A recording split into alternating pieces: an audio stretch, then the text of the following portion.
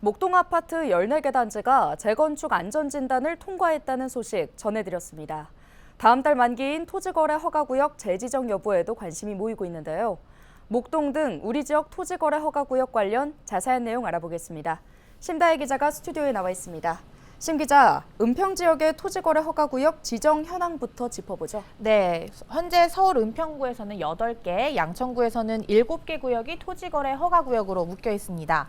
토지거래 허가구역이란 말 그대로 토지를 거래할 때 시장이나 구청장의 허가를 받아야만 땅을 사고 팔 수 있는 제도인데요. 부동산 투기를 방지하기 위한 것으로 2년 실거주 목적으로만 매매 거래가 허가됩니다. 갭 투자를 할 수 없는 겁니다.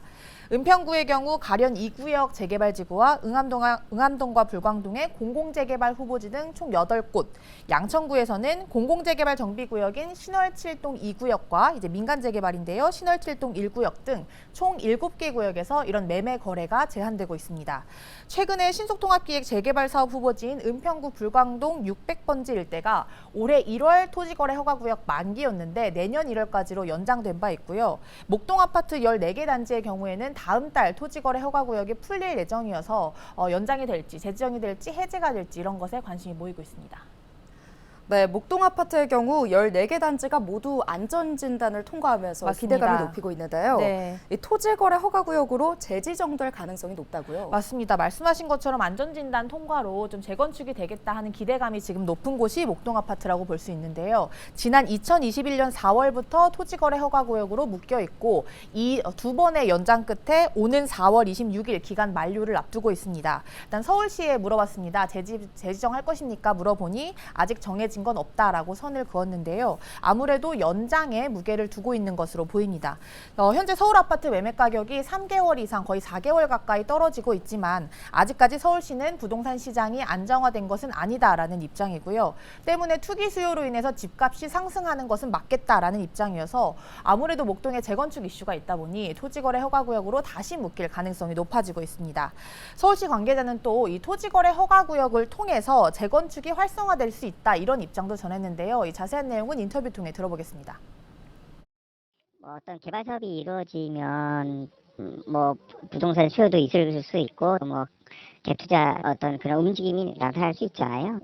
사업이 좀 이제 뭐 빨리 진행이 될 수 없는 부분들도 있기 때문에 그런 이제 좀 사업을 빨리 추진할 수 있는 방편의 하나로 좀 허가구역 제도도 좀 운영되는 게 아닌가.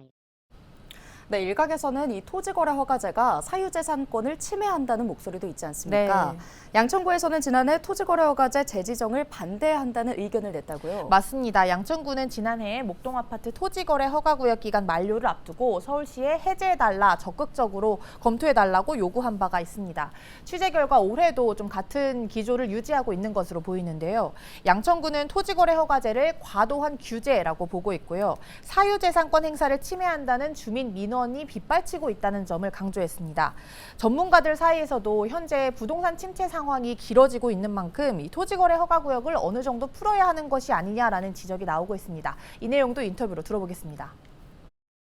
토지의 투기 예방이나 가격 상승에 우려가 있을 때 지적을 했는데 지금 부동산 시장 환경이 많이 변화가 되었고 이 시장들이 많이 침체가 되었기 때문에 토지거래 허가 구역에 대한 해제를 한번 좀 검토를 해서 시장 활성화를 하는데 좀 도움이 되도록 적극적으로 검토할 필요가 있다라고 봐요. 네, 다음 달 만기인 목동 아파트가 어떻게 될지 지켜봐야 될 것 같습니다. 지금까지 보도국 심다혜 기자였습니다. 수고하셨습니다.